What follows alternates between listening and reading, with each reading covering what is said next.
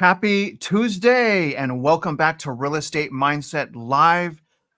I've missed you guys. It's been about, I don't know, I think, Mitch, it's been over a month since I've done a live. Absolutely, I miss you guys. I'm happy to be back. I felt like I've been sick for the last 2 weeks, Mitch. And then also, guys, remember, I've been really hammering away at those courses. And I'm going to say that those courses I'm giving you guys, probably valued at about $300, I'm giving you them for free. So a lot going on. Sorry about that. I've been getting a lot of comments. Travis, we want you to go live, market updates, housing market updates, so I'm sorry. And it's an absolute pleasure to be back. Obviously, guys, I have Mitch here to go over all of this with us. What we're going to do today is we're going to do a market update.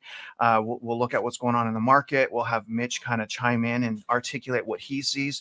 We're also going to go into China. And then also we're going to go into a mortgage and housing market update towards the end. We'll also go into some questions. There's my man, Johnny. What's up, Johnny? Man, it is so nice to see you guys. There's P Nice. This is P Nice right here, Mitch. I love this guy. I love Steve. There's Steve. That's my buddy right there, Mitch. Love all you guys. I miss you guys. Good morning. Good morning, everyone. Really appreciate you guys. Throw up some comments. We'll try to answer these comments as we go. Definitely just, man, I miss them. You see, I love these people, Mitch. I love the community. I definitely do. That's why we're working so hard here.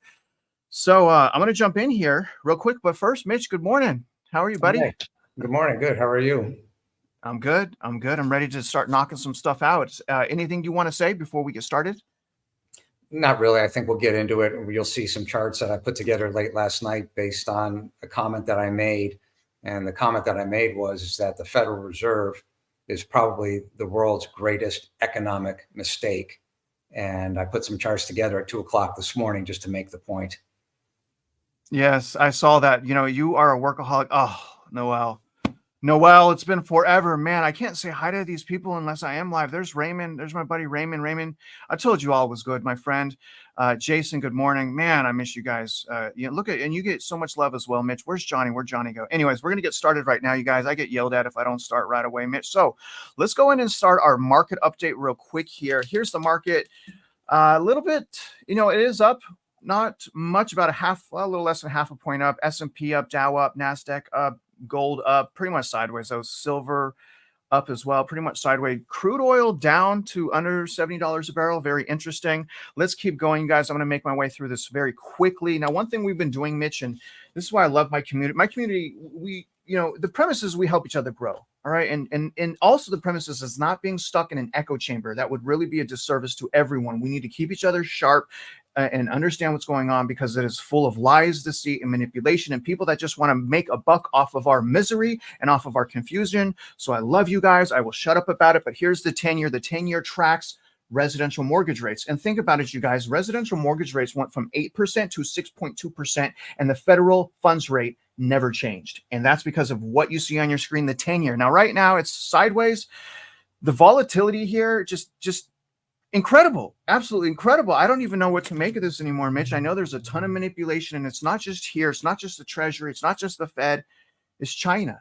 It's Japan. I mean, my goodness, appears that we've lost control. But regardless, the 10-year is sideways today. Now, take a look at the market, jumping around like a fish out of water as far as the CME rates. So here's the next meeting for the Fed, September 18th. The market is now writing off almost completely. It's 27% now, but they're writing off a 50 basis point cut. You warned about that as well, Mitch. You're like, if they cut 50%, the market's going to crash. You said that.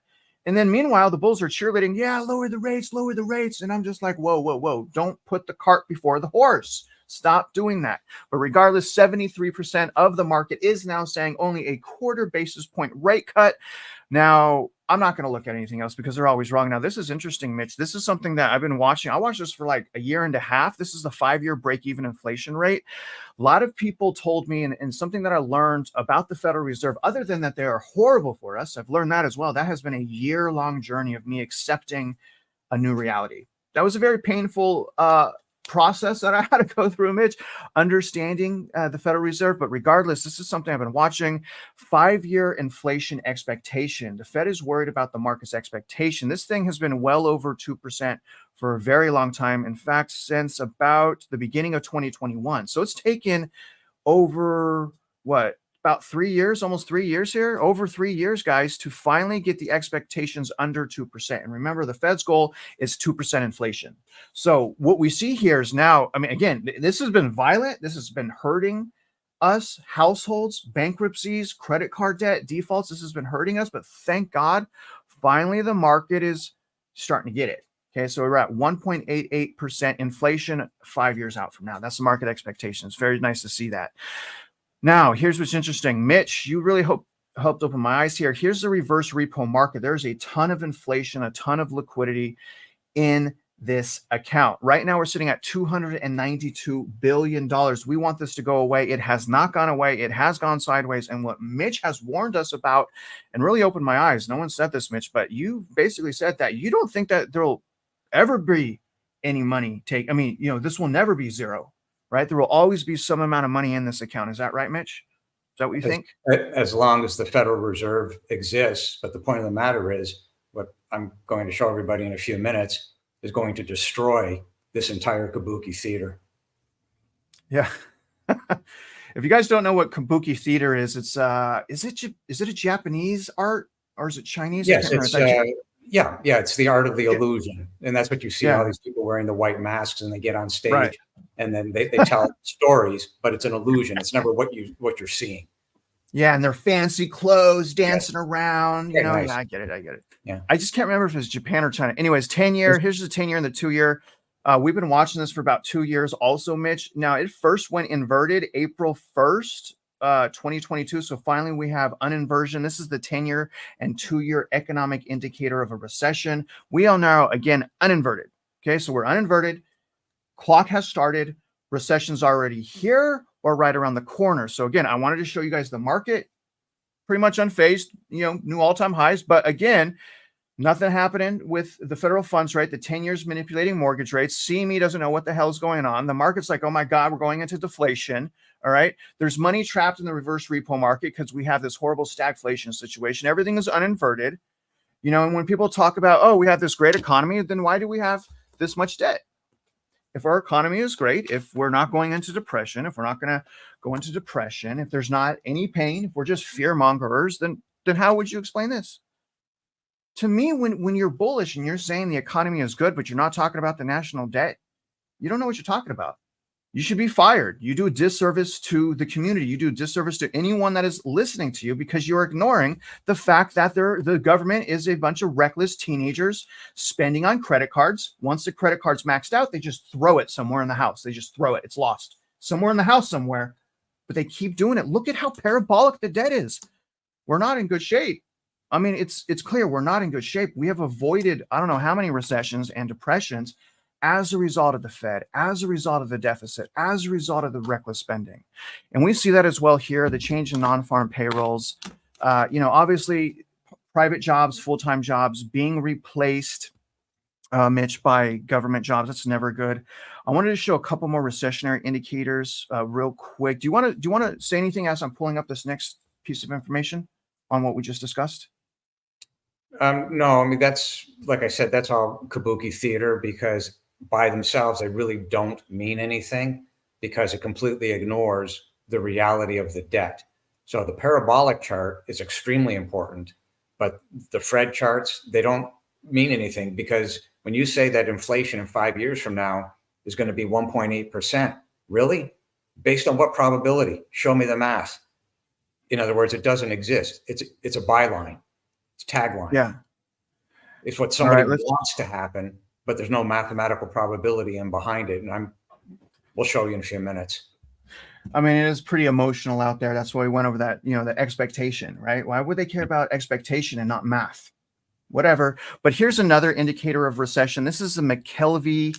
We went over this in yesterday's video, but the rise here, obviously this is monitoring the trajectory of unemployment. I mean, this is basically saying there's never been a false positive, at least going back to 1953, and we're well over the 0.3. We're at 0.54. So again, this is saying either we're in recession right now or we're about to be in recession. All right. And then one other thing I wanted to show them real quick is we have two more recessionary indicators, unemployment rate and job openings. That trajectory as well, closing in on each other. You can kind of see that. That happens before the start of pretty much every recession, actually. pretty much every single one. And then we have, let's see here, let's go on this last thing right here. This is the job openings PMES recession indicator. And again, look at the trajectory, the drop here. So the interesting thing about this is generally when this drops, we're already in recession or on the other side of it. That's what's so crazy about this, about all this data. I mean, this data is suggesting we're already in recession. And not only this data is not only suggesting we're already in recession, this data is also suggesting that we have been in recession and may, possibly be on the other side of it. I don't think we're on the other side. I didn't say that, right? I didn't say we're on the other side of it. I'm just saying this data is very interesting when we really analyze the trajectory in the other recessions, because again, it peaks out in recession. This peaked out after recession. This peaked out almost after recession. This peaked out almost after recession. This peaked out halfway through, after recession, after recession, after recession. Do you see what I'm saying? So this is interesting. We're probably in recession right now. So anyways, let me get back here. That's going to be our market update. That's everything I wanted to show them. And before I move on to China, and we'll pull up some comments, we'll do all that type of stuff, Mitch. I want to show them the courses, but here's what I want to ask you about the market right now. Now, obviously, I'm not playing with the market, okay? I would say, Mitch, 90% of the people that are watching this aren't playing the market. But I would also say probably 50% of the people are unintentionally playing the market because they have pensions, because they have annuities, because they have retirement accounts.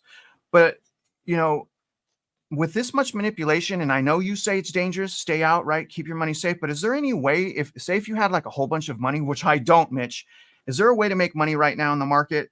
Is it just day trading, or how do you make money right now with the state of the market? Yes, it would be short term, 45 days to expiration, 90 days to expiration, 120 days to expiration, probably max out at that point. And sure, you could ride either side of the market. You could do iron condors and take your shot. But the point of the matter is, if you don't know what I'm saying, best to stay away. Unfortunately, if you have a 401k, you're in the market, whether you realize it or not. And therein lies a bigger problem because you don't have the ability to hedge against what is being traded on your account. So one of the issues. To ask you. Go ahead. Well, I meant to ask you, when we were making a video, and I think this was a live we were doing, someone threw up a question. I thought it was great, and I forgot to ask you this, but do you think that in some situations it would be smart for some people, and we got to be very careful here, but for some people to actually potentially redivert their pensions, redivert their 401ks into a safer investment? Safer investment in this market is a real interesting question. Because if you take your money and, by way of example, stick it in a bank that is in financial difficulty, even though you think you've got $250,000 worth of insurance, the reality is that the Fed can't backstop all the banks. So the FDIC and the SIPC insurance will be in huge trouble. So relative strength is a huge question. Then you get into the US Treasuries and you say, fine, I've got a bank account. I'm going to do a sweep at nighttime into the US Treasuries. Then the question is, if this system blows to shreds because nobody wants to pay attention, are the treasuries safe? My position is no. And I'm going to show you why, based on the comment that I made yesterday. So safety is a relative term. Having some cash on the side, literally cash, at least 3 months, put away somewhere would be ideal for everybody to cover off a family emergency of some type. That's a better safety mechanism in reality than saying, if you don't know what you're doing in the marketplace, to go and trade the market. And you can get online and see all sorts of, well, I made X dollars this month and I made X dollars that month, but it's not relevant because it's not quantifiable what they did or how they did it. And the market is a place in reality for full-time professional traders. Hobbyists, best stay away because they will get run over. And it's just a different world. And Wall Street is a derivatives marketplace. It's a leveraged derivatives marketplace. It has its own exchanges. And again, if you don't understand what I'm saying, best to stay away until you've learned it and totally understand it. And to that point, I just want to say one other thing about Wall Street. Wall Street exists on the back of mom and pop. If mom and pop aren't healthy, Wall Street is not healthy. Right. So it's not healthy, clearly. And, maybe that's why I lost $30,000 in the market, man. Maybe that's why I lost, because I didn't know what I was doing. It's probably what happened there. I invested in Teladoc. It hit like $300. I sold it at $60. People are like, oh my God, you're a fool. You sold it at $60. Right now it's at $10. All right. I don't know what the hell I'm doing. So real quick, here's a comment. All right. And I get this comment and I think about this a lot. Do you have any good news? Any new news? Video just repeats the last. Here's the thing. People still aren't getting it, buddy.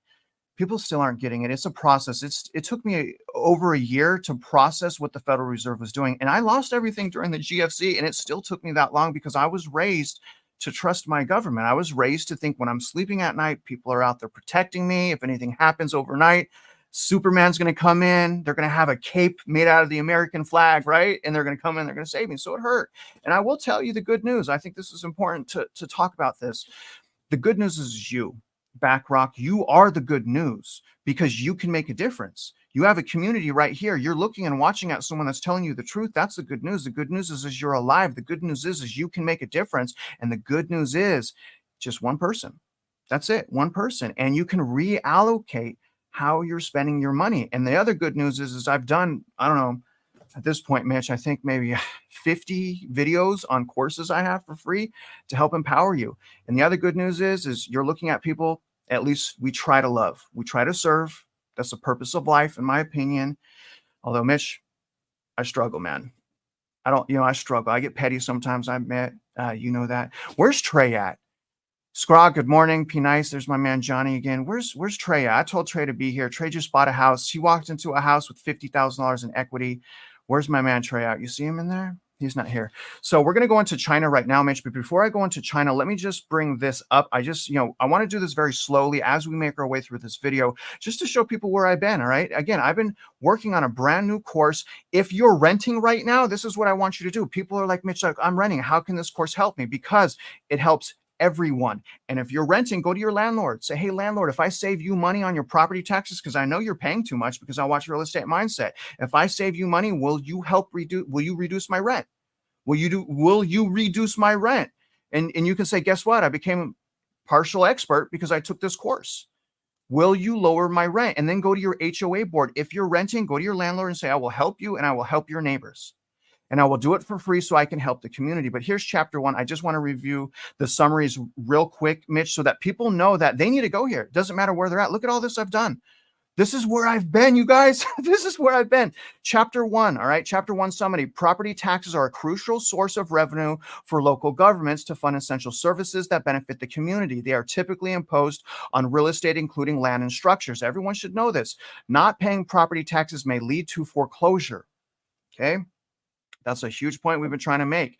Property tax payments are not fixed. They can fluctuate. So pay attention, right? Factors such as local government budgets, services provided, property value changes, and I added here just for us and for you, Mitch, fraud, okay? Renovations and local assessments can influence tax rates. It is advisable to thoroughly review the property taxes of a prospective home. And there you go. If you're renting, then you understand that there are issues. Maybe you can't articulate it, but there are issues with property taxes. So come learn what those issues are before buying a house, right? That's what we should do. So anyways, this is the summary in chapter 1. Here's all of the lessons here. I have not only a real life application. So I do a real life application. I show you guys how to use this material, but I also have a summary and I also have a quiz. And the reason, and honestly, and I'm paying for this, guys, I pay my money to help you. I love it.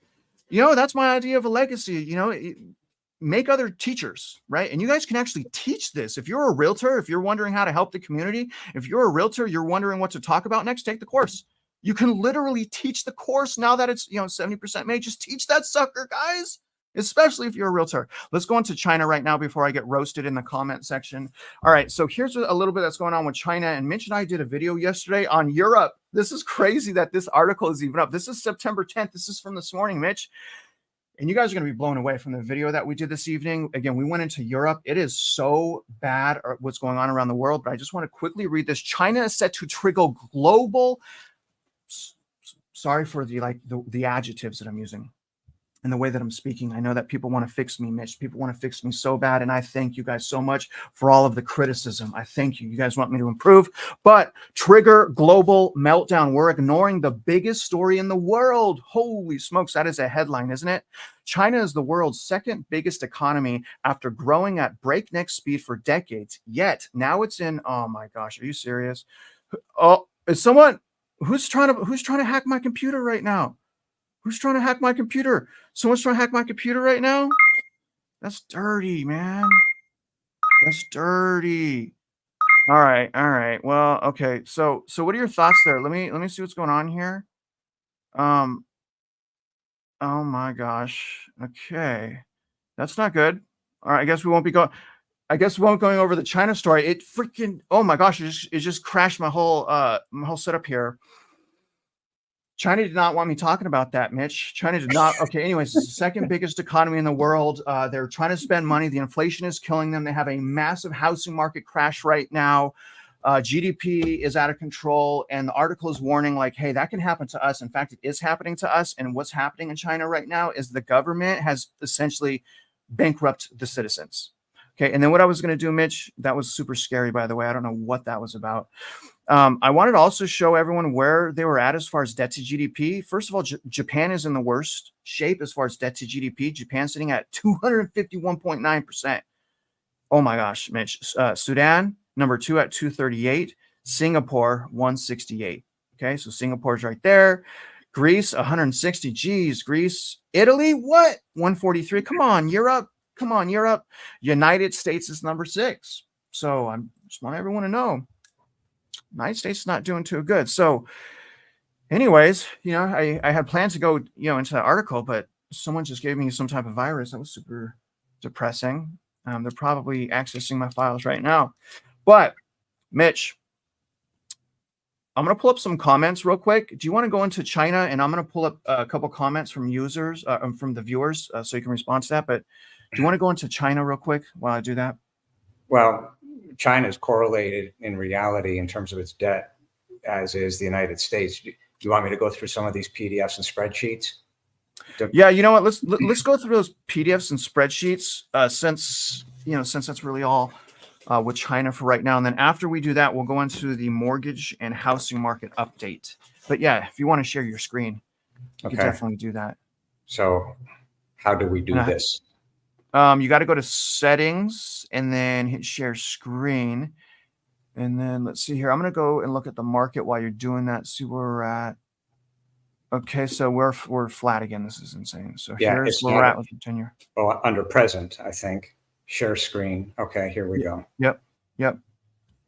Because it's like you're giving everyone a present by doing that. Okay, so the Dow's now kind of slipped into negative territory.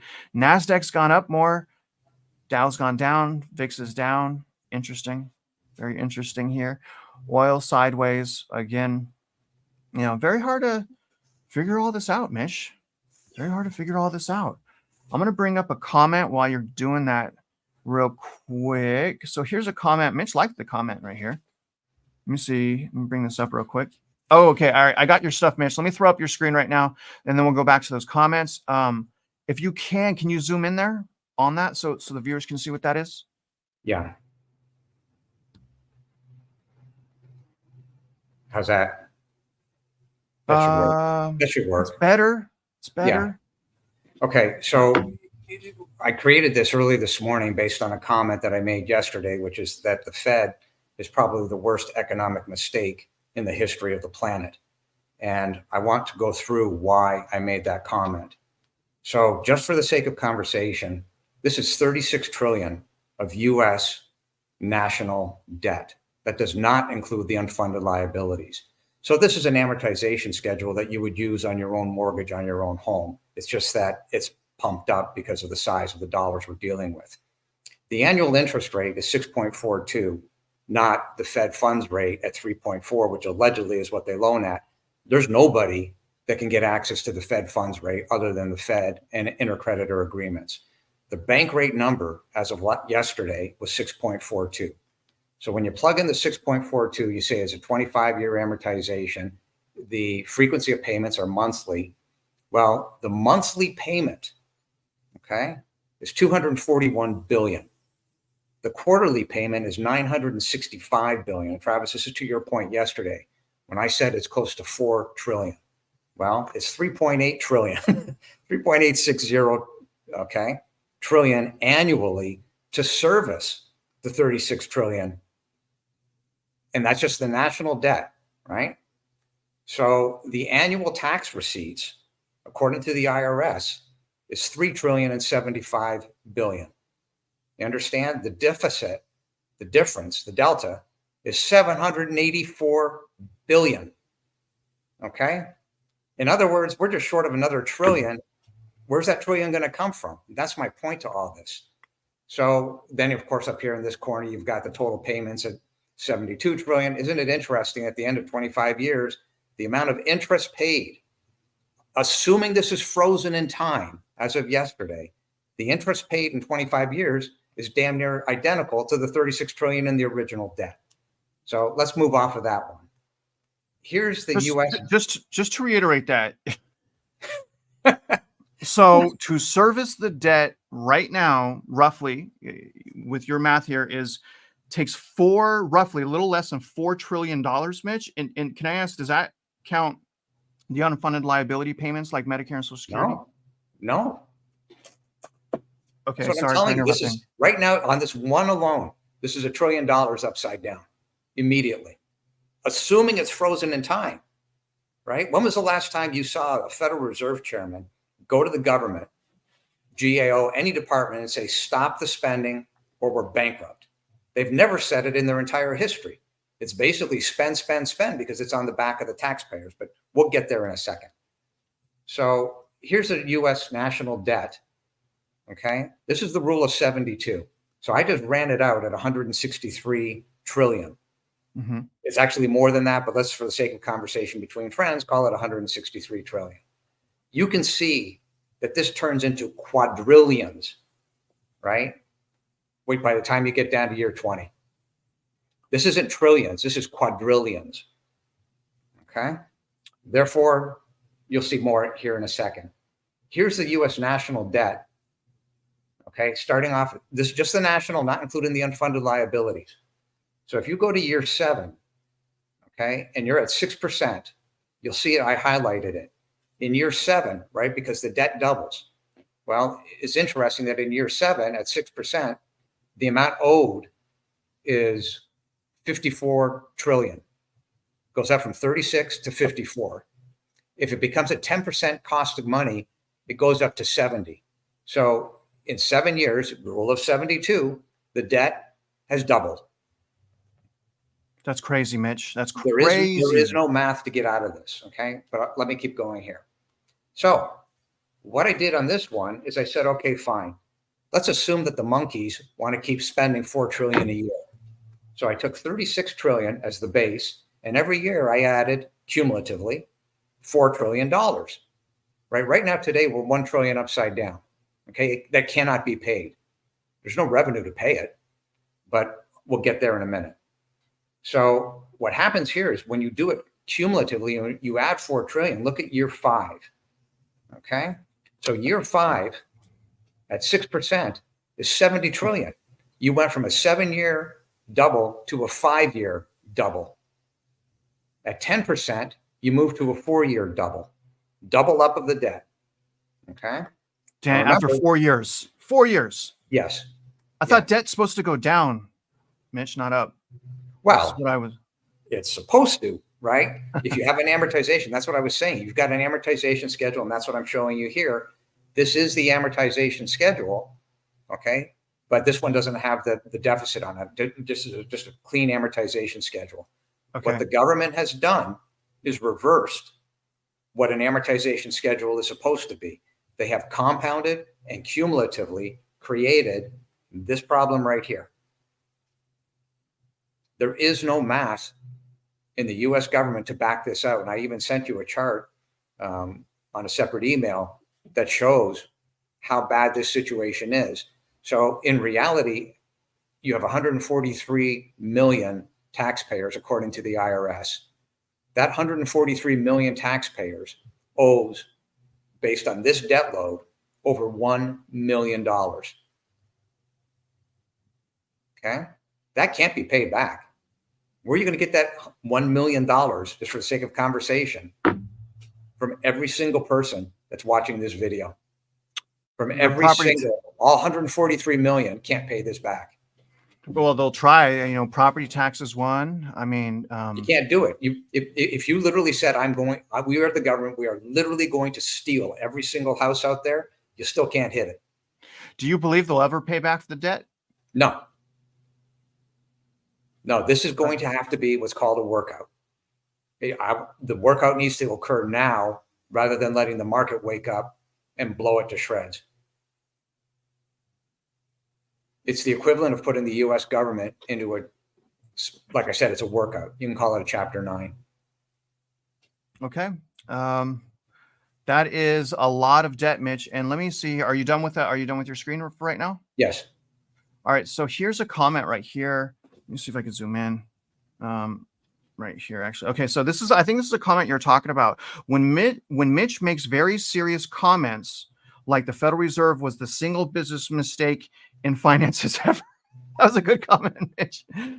Let that sink in with people and then maybe give it explanation. That was huge. We should not move on without giving it due moment of silence. And I think what I'm hoping is the viewers just saw that, right? There was a moment of silence. You put the math together. You showed them, hey, there is no finances when it comes to the Federal Reserve. There is no math. The only thing that the Federal Reserve is doing is creating a situation to where we can't live the same way.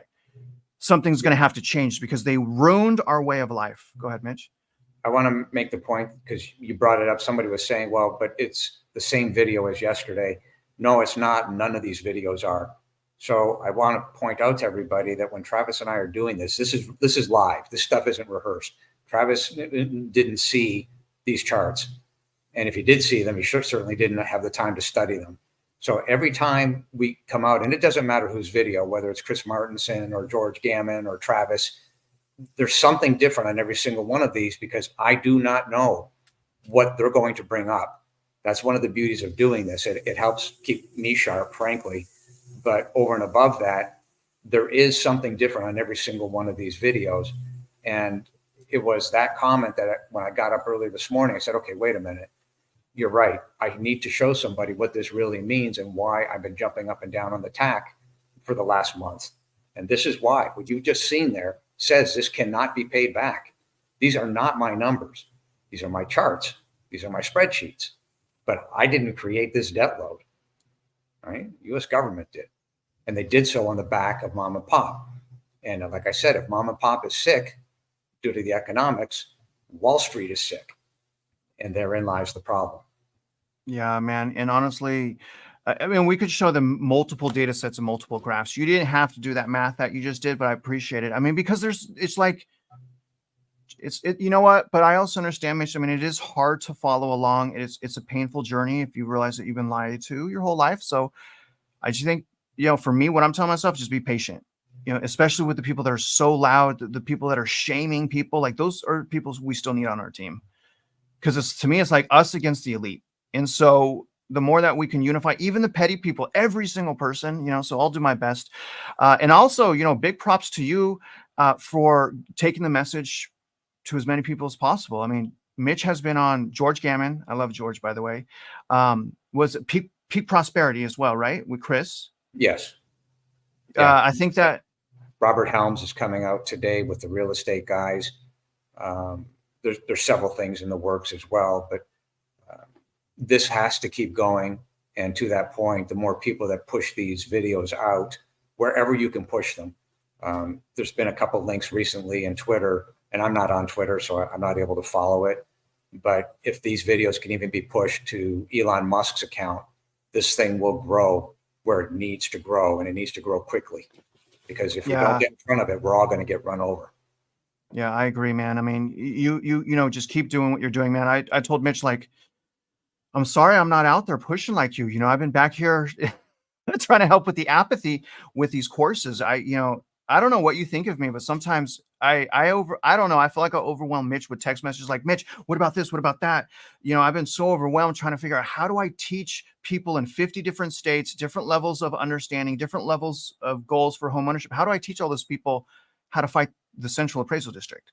That's a really complicated thing to do because every county has a different method of protest. And so I'm so happy to be 70% done with that. But I see your message. I think that you have a couple. You have one, I think, coming up with Robert Kawasaki. There's something in the works. I mean, they're looking at it now. Hopefully. Yeah. I hope so. So hopefully, yeah. Yeah. Also, and then I think Todd as well. Todd Sachs Realty. You're going to be talking to him hopefully soon. Yes, I believe that's on Thursday morning at around 10 o'clock or so. But I think that's a video, so I don't know exactly when that gets released or how they do their editing or anything, but that's in the works. And then what about Trump?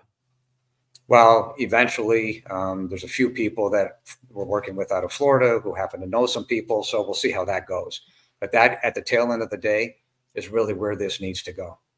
This has to be a unified effect across the multiple states. And we said it, and it was as a direct result of Chris Martenson asking me if I could wave a magic wand, what would I want? And that's what I want. I would like President Trump to stand on a stage and literally say, we're going to eliminate property taxes in favor of a uniform states, STATES, sales tax. And then we can start working our way to deal with all this debt and return the balance sheet to mom and pop at the same time. Yeah. All right, man. Well, I hate talking about politics, and I'll explain just real quick the division. That's the only reason I hate it. If it wasn't so polarizing and we can have like educated conversations with people, I would do it. But there's so many lies and it's so polarizing that if I don't believe every single thing that another person believes, then I'm automatically an evil person. And that's why I try to stay clear of politics, because I think politics is a tool. It's a tool that's used to keep our society divided. And honestly, I look at it like fake wrestling, like the Hulk Hogan and the Undertaker. When we see them, they're always fighting, Mitch. They're always doing these backflips. They're beating each other up. They're killing each other. But as soon as those lights turn off, man, they're in that back room toasting a beer. Did you see what we did to those idiots? Ha, ha, ha, ha, ha. That's what, that's how I look at politics. Just fake wrestling. It's all BS. So anyways, it's kabuki theater, right? And the reality is there's nothing here that is dividing, because this is a nonpartisan issue. If you're on the left and you have a house, you're overpaying for your real estate tax and you don't own the house. Nobody does, right? That's the problem with this. Your balance sheet has been destroyed and taken from you because you do not own the house. You are expected to pay in perpetuity real estate taxes on fraudulent valuations that continue to increase. So that's just simply not fair. It's not right. And therefore, this is not a partisan issue. This affects everybody. I know it does. And again, that's what I'm saying. Like, even if you're renting, because I've had someone text me, it was Jason, real good guy. I've been trying to do some community work with a walk on new build, but he's like, Travis, how's it going to benefit me? Because I'm renting. Well, first of all, I mean, if you plan on owning, you really need to understand how property tax works. If you own a house, you absolutely need to understand how property tax works, but also you can use it to teach your community. You can use that course to potentially get lower rent. I mean, if I went to my landlord, actually I'm going to go to my landlord and say, hey, I became an expert on fighting property tax. If I fight it successfully for you, which is just getting the comps, by the way, will you lower my rent? I'm going to try it. And then I'm going to go to the HOA board, where I'm renting here, and I'm going to try to help this entire subdivision fight their property taxes. And if you don't believe me, watch, because it's exactly what I'm going to do. So let's go ahead. Did you say something? I'm going to go into the market. Yeah, on a global basis. So the reason why we came out with the idea of bankrupting the CADs. So if the amount of ARB lawsuits or ARB protests, appraisal review board protests, if those protests double, in reality, you've broke the CADs, because they don't have the manpower, be it the panels, to do it. They don't have the math to do it. They don't have the budget to do it. That's one way to get at the CADs. So everybody should be protesting their values. And by the way, if you don't protest, they will actually use the fact that you didn't protest against you. They will literally say, well, you didn't agree, you didn't complain about this value last year, Therefore, you must agree that this is the value. The statement is a fraudulent proposition right from the word go. However, that is what the morons will try. So therefore, protesting is one way that globally to help your neighbors and help yourself can be done simultaneously. The other issue is for those who are forced to file a lawsuit because of the fraudulent overvaluation and fraudulent taxation. Yes, absolutely. But in the case of Denton Central Appraisal District, where the average is 508 lawsuits per year, same thing applies. Double it, and you broke the CADs. So there's more than one way to skin the cat. If everybody is, the comment I made yesterday, if everybody's in the boat and rowing in the same direction, we can get an awful lot accomplished. You can bankrupt these CADs. That's one level. The other thing to do is to attempt to do what we're doing, which is take it national, get it into the Twitter sphere and all these other places, so that the conversation moves its way all the way to the top. And that's where this needs to happen, so that the market doesn't get in front of us. If bond world wakes up and they move in front of us, look out below. I mean, you're not going to stop.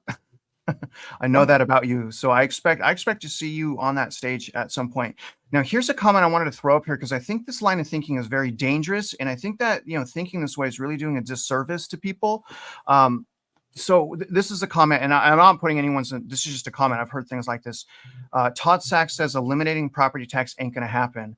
Plus, won't eliminating property tax cause home prices to soar? I mean, the reason I think this line of thinking is so foolish is because you're not understanding the point. The point is they're committing fraud against us. So what happens next is, I don't know, but I'll tell you step one, what happens next: stop robbing for me. Stop committing fraud for me. And I see this happen all the time. And, I worry that financial bias affects good people. I worry that financial bias affects good people, because what we're talking about is awareness. We're talking about communities stepping up. Okay. And also, if you keep listening, we're also talking about how the fraud is what's taking the money. If you stop the fraud, then we won't need as many taxes. So it's all hand in hand. But to say that, it's never going to happen. Why? Because you feel that way? Because you're selling houses? Because you want the show to continue? I don't, and I'm not saying that they're saying any of that, but what I am saying is I hate it, because you're dismissing the problem. And that's why I don't like it. And then the problem stays there. The apathy continues. People continue not to care. And then we end up with as much debt, this massive mountain of debt that we're in. And now my children are bankrupt. I can't thrive at this point. And, it's a problem. But I want to go on now to the mortgage update and housing market update real quick, Mitch. And let me throw this up here. We're going to start with the mortgage rate. So here's where we're at with residential mortgages. Let me switch my camera real quick. All right. So this hasn't updated yet for today. This is today's mortgage rates as according to Mortgage News Daily. You guys can see we went from 8% to 6.25%. It's been a long time since they've been in the lower 6%. And remember, that's without the federal funds rate changing. The reason why that's going such volatility is that 10-year. But right now, this is saying conventional mortgages, average interest rate 6.25%, FHA always lower at 5.7%. Funny how FHA went up, conventional went down. And I want to remind you guys that if you have been listening, your credit is good. Remember, shop your mortgage. Generally, a broker is cheaper than a direct lender. And generally, when you run an inquiry on your credit, you have a grace period to shop your loan for 30 days. And doing so generally helps you. Remember, that's a 30-year loan. It's a prison. You're a slave to debt. So make sure you shop that. And if you do shop it, what I've been noticing a lot of times, I can't say all the time, you typically can get an interest rate about 0.5 point lower than what you see here. So if I was shopping for an FHA, I could probably get at this point about a 5.25 to 5.3 because of due diligence. Because of the apathy not being there. The apathy is expensive. So remove the apathy from your life. But regardless, here's the residential mortgage rates. Now I'm going to take 6.25 right here. And I want to show the viewers this amortization schedule for case in point. You guys see the 6.25. This is the average loan amount, and I got this last year, so it may be a little bit different, but this is I put 324 in here because of the average loan amount. Okay. So when I calculate this, let's calculate the amortization schedule.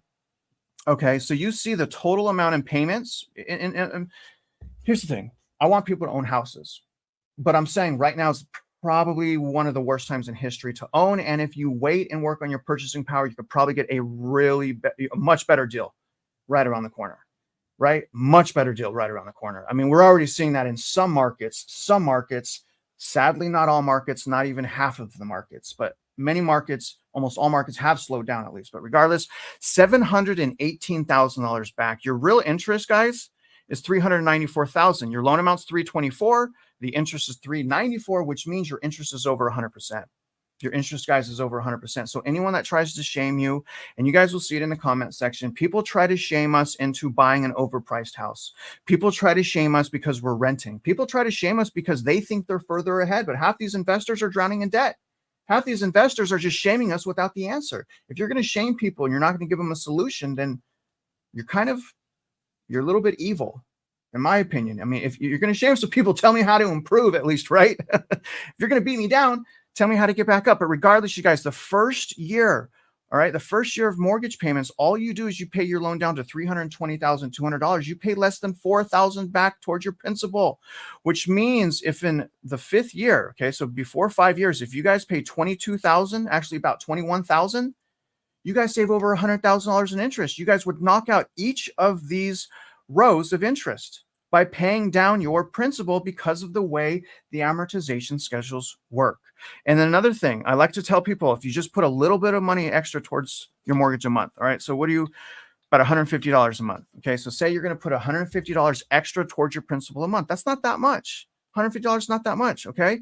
Look at, guys, you save $80,000 and 5 years on the loan. So you save 80 grand. Holy smokes. And 5 years by $150. That's why I'm saying it. And I liked when you made a comment the other day, Mitch, that was like, hey, one of the best things I could tell you guys to invest in right now is your mortgage, is yourself, is paying down this amortization schedule so that you're not trapped in it. I mean, that was some really good stuff right there. All right. That was really, really good stuff. Let me move on real quick. And I want to I'm going to go in to the MLS real quick, and I want to look at subdivision review. This all has to tie into taxes as well, but I want to start by showing the viewers an appraisal. Okay, so you may have heard Mitch, especially Mitch and I, talk about something called USPAP, the Uniform Standards of Professional Appraisal Practice. Now, let me show you what that is. That's what this is. All right, this is USPAP. This is an appraisal right here. Okay, and unfortunately, I can't zoom in too well on that. I'm going to take you off the screen real quick so I can go full screen. All right, Mitch? But I can hear you, so don't say anything bad. Okay, let me remove Mitch. Okay, so let's see if I could zoom in here. So this is an appraisal, you guys. This is how to fight property taxes, quite frankly. You have a subject property here. Okay, so this is my property next to the star. So that's my property. And what you do is you find, let me see if I can zoom in. I still can't zoom in. I can't believe that. All right, here we go. And you guys find 3 comparable cells. You see that right there? We have 1 right here, 2, 3. So 3 comparable cells. What happens is you start with a sales price and then adjustments are made for things like square footage. Let me zoom into comp 2 so you guys can see that. I can't zoom in anymore, of course. I've been having some technical difficulties. So you see comp 2 right there. You see that there's adjustments for square footage. So after those adjustments, you guys see on the very bottom of those columns, you see the net sales price. So this starts with the gross sales price, and after the adjustments, you get net sales price. And all of this USPAP, how to fight appraisals, how value actually works. The amazing thing, y'all, is it's very simple math, but this is USPAP. And I actually have a video that I've already made on how this works. It's in my description under the value playlist. And I, explain to you guys how value is supposed to work. So that's the appraisal. Now, the reason why we stick to the subdivision is because, remember, every subdivision is unique of itself. So now let me move on real quick to this right here. This is access to MLS. Okay, this is what the public needs, in my opinion. If the public had access to this, we wouldn't need to rely on people that are harming us. Now, here's what this looks like. I wanted to show you guys a picture of my market here in Kingwood. Now, I've adjusted my filters so that I'm not looking at a whole bunch of comps. I've selected my filters to show you guys basically the best price houses. Now, if I remove the filters, this would be full of listings, but that's too much noise. All right, so it's too much noise. We want to narrow this down. Now, I want to show you guys something as well. I want to show you guys what's happening with the overvaluation here in Texas, okay? Now, what I'm going to do, I'm going to show you guys an active listing. Okay, so here's an active listing. This is for sale for $250. You guys see that right here. Now, watch this, guys. So this house is for sale for $250, okay? And when I go to see how much they're paying taxes on, do y'all see that? So they can't sell this house. They can't even sell this house for $250, but they're paying taxes on $271,000. Do y'all see the problem here? That's fraud. They're being overcharged. Their house isn't worth what the county is saying it's worth. All right. And let me show you guys another one. Okay. And that's just one. Let's look at this one right here as well. So you guys see this one's for sale for $321,000. All right. So look at what happens when I go to the taxes. So 321 is what they can't sell it for. And this one's more in line. So still overvalued. Look, 324. Okay. So that one's closer at least, but still overvalued. If it's overvalued a penny, it's not good. So let me go back here. All right. Let me just look at one more. My phone is ringing. Who's calling me? It's probably that person that was trying to hack my computer. All right. So did you guys see how much that one was for sale for? I think it was what, 312? And look at here is their assessed value 322. For sale for I think 312. It's being assessed for 322. I mean, do y'all see the problem? They may not think this is a lot of money, but these are just some of the comparables that I have found. These are just active comparables. I'm just randomly going to show you guys the taxes. I don't remember what this one was for sale for. I think $299 this was for sale for. And again, 301. So every one that we've went into so far has been overvalued, overassessed by the tax collector. All right, let's look at just one more. This one's for sale for $335. So maybe this one will be accurate. So this is for sale for $335. Let's see what the taxes are. $348. Look at this. See? This is not even Mitch's market. Mitch is I'm in a totally separate market than Mitch. All of these houses are, every house I've showed you guys in Kingwood right now, every one so far, let me see if I can find one that's not, has been overassessed. All of these. All right, this one can't be over. Let me do this one. Okay, this one's $235. This one's not overassessed. I think this one's good. All right, so this one's $235. Let's see if they assess this one right. Son of a gun. You see that? I didn't set that up. I swear, Mitch, I did not set that. I really thought that one was accurately assessed. So you guys, you see the problem here? They can't even sell that house for $250,000. And look at, they've had it been assessed for $317. County paid. I'm sure they'll sell it to the county. They're being charged on $317,000. Here is proof. There is no denying what's happening. Maybe it's not happening to everyone, but it's happening to everyone. I just showed you guys again, 317. Okay. And let me go back to the listing. They can't sell it. I'm sorry, for $235, Mitch. I thought it was $250. They can't sell it for $235. It's assessed for $317,000. Do you think that's why they're moving? Do you think they're forced to move, Mitch? Yes, they can't afford the house. And what is doing it are the taxes. And my own house has gone up 2024, 61%. Yet there's other houses in the subdivision that went down 4%. So the uniformity of application is zero. And therein lies the problem. That is the proof of the fraud being committed against the taxpayers on a mass scale. It's proof positive. I mean, and there is no guessing on this. Now, what I want to do one more thing for you guys. Where do I want to go? Sacramento? I'm going to go to Sacramento. I want to show people how to do a subdivision analysis. Again, not to buy houses, Mitch, obviously, but to understand how this works. So I want to remind you guys, okay, in my video's description, literally every video description that I have has a form that looks like this. Okay. This is called a subdivision analysis form. I made this form for you. This is a free form. It allows you to calculate wedge. It allows you to calculate cash flow. I mean, it's free, guys. I mean, use it. And so here's the problem. All right. Most people don't have MLS. All right. But you could still access to get comparable data to see what wedge is, to see what cash flow is. You can still access Zillow and Redfin in some states, not in Texas. Can't do it in Texas, unfortunately.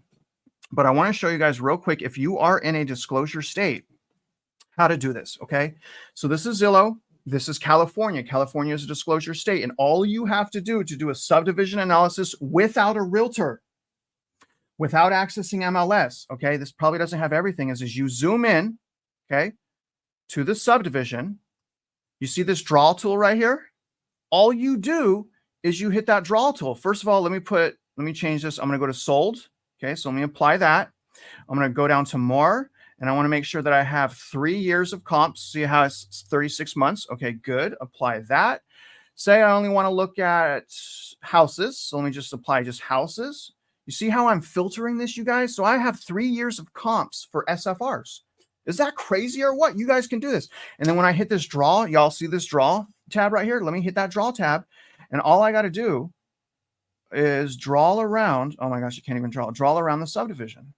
So say this is the subdivision right here. I don't know if it is, Mitch, but I'm assuming that maybe this is a subdivision right here. And then watch. Apply.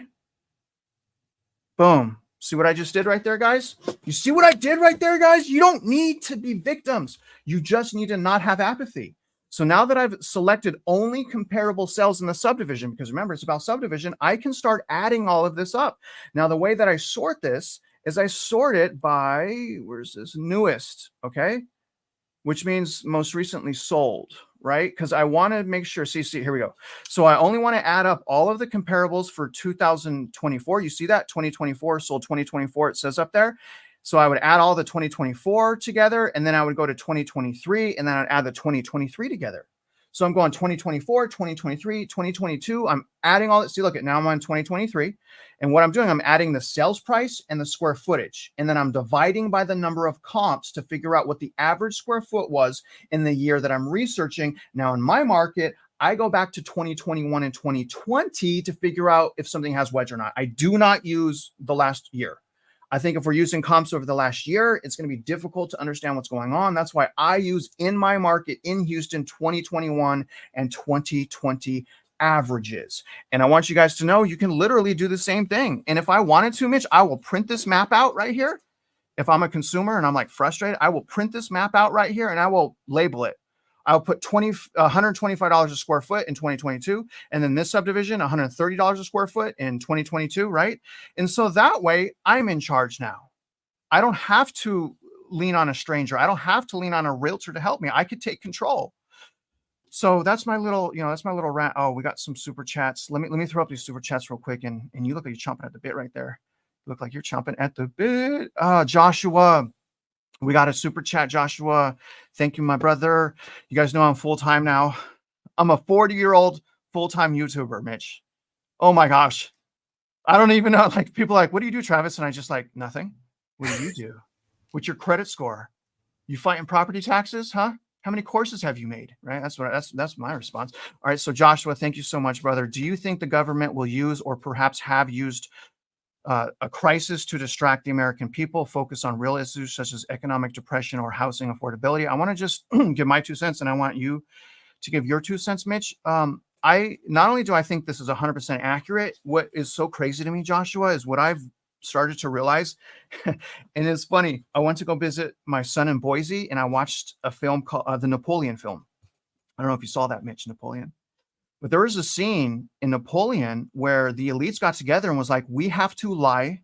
We have to, in their heads, we have to lie to the public to get them to calm down.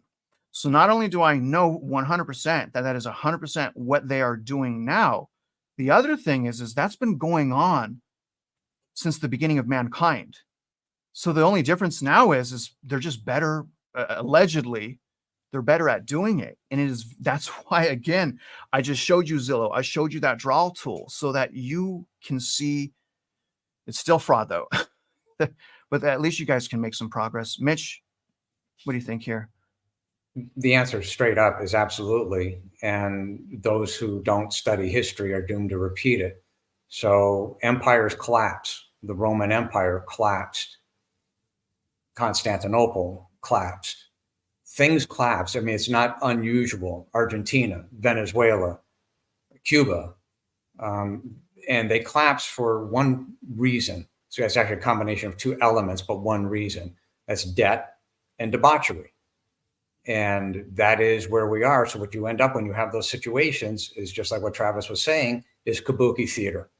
They want to paint a picture, which to me is really just the idea that you have government-induced guesstimating. And that's really when you look at all these reports from the Fed, because the inputs are the wrong inputs. They're not even looking at the right place. The right place is mom and pop. It all starts with the economic engine. The economic engine is, in fact, the revenue stream, median household income per capita. When you understand that and you build off of the denominator, that must be the denominator as compared to what things must be measured against. That is where it's supposed to be. They're dealing up in the derivatives world, which has nothing to do with what's over here, which is mom and pop. And therein lies the problem. So yes, you're 100% right. It's pure kabuki theater. Oh, your voice is gone. Oh, I was just saying that I'm 40 and I'm just barely now starting to get it. So don't beat yourself up, Joshua, or anyone else that's starting to kind of wake up. Now, I got Steve. Okay, so I got background for you on Steve here. Steve, first though, let me say, oh my gosh, gifted 50 real estate mindset memberships. Holy smokes. Steve, thank you for becoming a member for 6 months. I appreciate you. Steve also gave us a super chat, and I want to bring up a comment that he's been making. And then here's his comment today. Have you reviewed the market-related cost approach and ratio report trending? Remember, the assessment day is 1/1 of the prior year and values decline. So do you know, this morning I sent you an email, right? And I sent you an email. It was from Steve. The email I sent you was from Steve. Steve's an appraiser. I don't think he's in Texas. I think he appraises in Oregon, and he's been trying to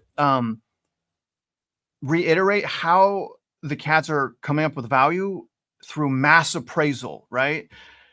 But and then he's also talking about the cost approach. So, and then he's also saying, but the comps are used to prove the value. So, can you help? Because, Yeah. And Steve, I appreciate those emails, man, and I appreciate the support.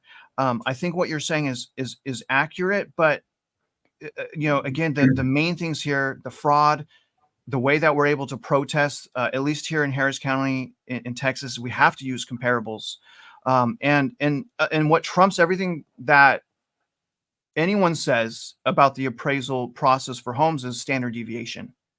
I mean, the opening line when we stand in front of the ARBs, the appraisal review boards, is the very first line can you please send me your standard deviation? Your math, because if that's legal, as it is in Texas, it's legal requirement, ain't no one doing standard deviation. And so we don't even have to teach people math. You could just go there. Hey, did you do standard deviation? No? Well, that's fraud. You're required by law, standard deviation. But can you talk about that email, Mitch? Because that's Steve, and Steve really cares about. So in theory, he's 100% right. Unfortunately, the ramifications are, by virtue of the fraud being created, what you literally have, and Steve, on my website, so it's mockingbirdproperties.com/DCAD, you will see literally a mountain of evidence that shows that the CADs are violating USPAP, Uniform Standards of Professional Appraisal Practice. They're violating mass appraisal standards. They are literally violating. We have a document that is called Integrity, but there's 67 documents that the CADs are violating, including USPAP. So they violate USPAP, they violate the Texas Property Tax Code, they violate mass appraisal standards, they violate the Texas Constitution, and they violate the Constitution of the United States of America. It's a waterfall effect. But inside of both the Texas Property Tax Code, which is where Travis was headed, and inside of USPAP is the requirement of standard deviation. And that graph that Travis showed you off of Zillow and how to access that, if somebody was mathematically inclined, just wanted to take down those numbers of those cost comparisons, drop that in an Excel spreadsheet, and the formula would be equals STDEV, which is standard deviation. You can literally get an average and a standard deviation. And if it's outside of a half standard deviation, which is the equivalent plus or minus 10% as stated inside of USPAP, then that would be an outlier. Those automatically get removed from that standard deviation chart. And that is how you get to the truth of what's really going on. There is no math right? So if they were adhering to what you're saying is the cost approach under mass appraisal standards, there is no math to justify, in my particular case, a 61% increase in property value when inside of the same subdivision that I built, there's homes, a home in particular, that was devalued down by 4%. So mass appraisal standards, in theory, would require uniform application of that standard. Well, how can you possibly say there's uniform application when the deviation is -4 and up 61? On a building that I own in Flower Mound, the valuation, be it cost, income, call it whatever you want, doesn't matter. But that property went from $750,000 by virtue of a lawsuit settlement for 3 years running to $2.8 million. That's less than the 3.8 that they tried the year before, but nonetheless, that's still an 8 standard deviation move. An 8 standard deviation move can only occur 1 in 390 billion opportunities. There's only roughly 510,000 accounts, property accounts in Denton Central Appraisal District, meaning it can't happen. Probabilities are 10 raised to the power of 1. So the reality is it isn't going to happen.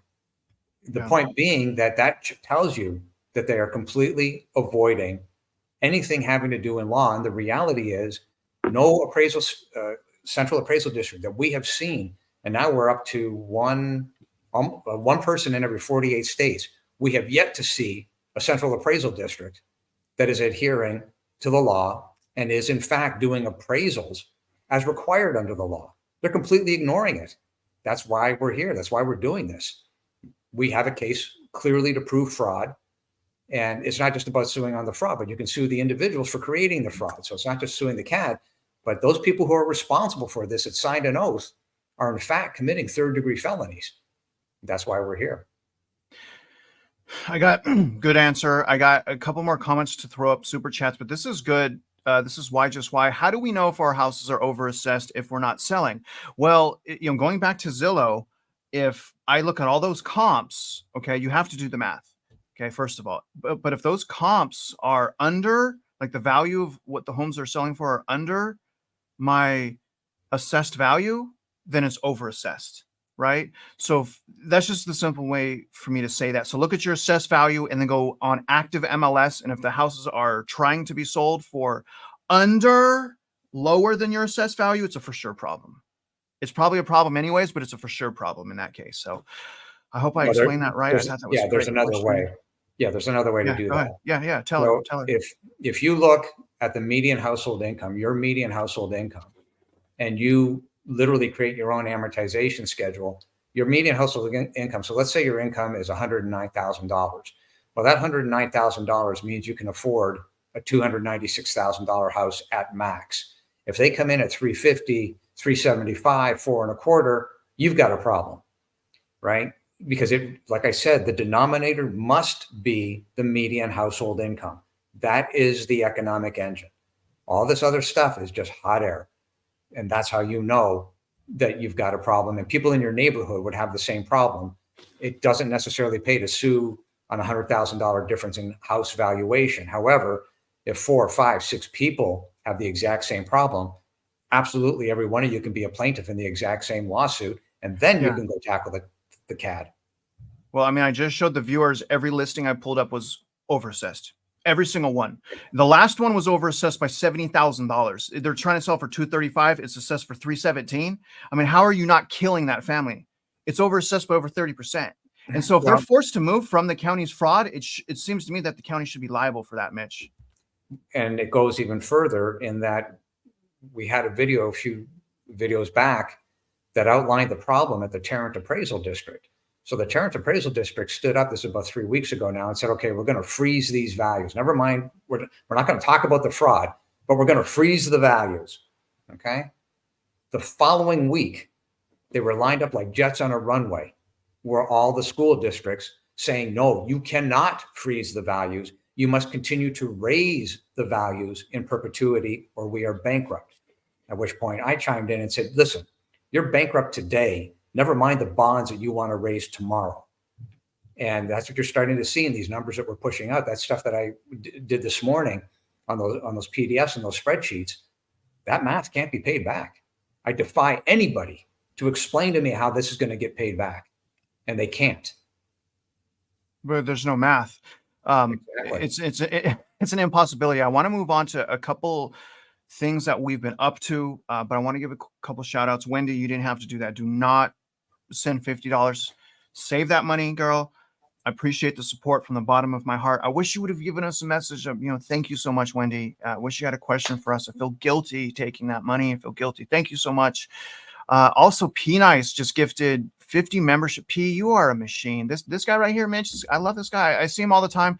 When I see polarizing comments or like just people just, they're confused or whatever, and they're being petty and shameful, to me, what matters is the community stepping up. Like me going in the comment sections and battling these fools, that doesn't matter. That's a waste of time. That's actually going to hurt me than improve me. What matters is the community. And I see P Nice all over the place, just preaching the good word, man. Unity, being aware, like calm down. P Nice, thank you so much, man, for your support. Thank you for gifting. Oh my gosh, P Nice. P Nice, man. So he just tipped also another $100. Let me see what you put here, P Nice. Dude, you don't have to do that, P Nice. Man, I'm going to tell you, P Nice, you don't have to do that, man. Very motivating. I really appreciate it. But I'm going to tell you, man, what motivates me is watching you respond. Because, I look at the comments, most of the comments, and I see you in there. So the fact that you're stepping up, I love it. I want to encourage the people of this community. If you see shame, if you see someone trying to shame someone else, just step in there and just say, hey, you're not going to shame us into buying a house. When you buy a house, it should be done with caution and with math. It should be done with math, not emotion and not shame. And so P Nice, man, really appreciate you, brother. But that's what I see in you, P Nice. That makes me so proud. That's what motivates me. It motivates me, man. It motivates me.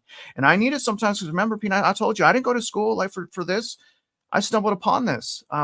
My teaching career led me here. So I make some mistakes, Mitch. I don't know how to do video. I embarrass myself. So thank you from all of us, Mitch. This is a thank you from P Nice, from all of them, Mitch, for just everything you've done. Travis has really been telling us from the start, it was like destiny that you are here. He's going to make me start crying, man. Y'all don't know what I've been through. And I know everyone says that. Everyone says that. Mentally, like what I go through mentally, as a content creator, I have a heart. I care about people, but when you start to realize the power of video, it can mess your head up, right? It scared me because I didn't want to do the thinking for people. I don't want to program people. I want to help people help themselves, right? So it's been really, really crazy. And people like P Nice, Jeff, Johnny, Trey, Brian, the list goes on and on.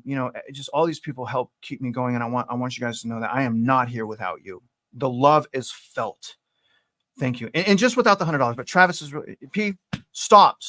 All right. Thank you, man. But anyways, he gave $150. You didn't have to do that, P Nice. I want to read this section of this chapter, okay? Because again, I haven't been bailing out on you guys, all right? I just want to read this chapter. I did yesterday. I want everyone that's watching this to sign up for this chapter. Whether you sign up for this course, it's 70% done. Let me just read you the summary of the chapter I got done with yesterday, okay? In this chapter, the main topic is learning how to generally start the process of protesting tax valuation to possibly reduce your tax bill. The text stresses the importance of understanding assessment notices versus tax summaries, initiating the protest process, and requesting vital documentations like the grid or comparison homes comps from the Central Appraisal District. That's just one chapter. This is very valuable. Understanding assessment notices versus tax summaries, initiating the protest process, right? By understanding the valuation process and actively participating in protests, homeowners can potentially lower their property taxes. Here's the thing, positively impacting their community. Well, people are like, well, won't that hurt the community? Well, stopping the fraud hurt the community? Let's think about that question. If stopping the fraud hurts the community, then there's an underlying problem. Then there's an underlying problem that we need to fix. If stopping fraud hurts people, then there's a bigger problem. Remaining calm, understanding market values, and adhering to, in all caps, not all text, but in bold, deadlines when filing protests are highlighted to success. So, and when I take you guys through, I actually file an appeal, online access services. And when you guys go into here, I just want to show this last thing, okay? Again, you guys need to do this right now. But here's the video, and I also included examples of assessments from 6 different states. Okay. I'm trying to tell you guys, and I lost viewers. Like, I'm going on this. I was watching the view count, Mitch, to see if I brought this up, like how many people would drop off. Like 30, 40 people dropped off just because I put this up.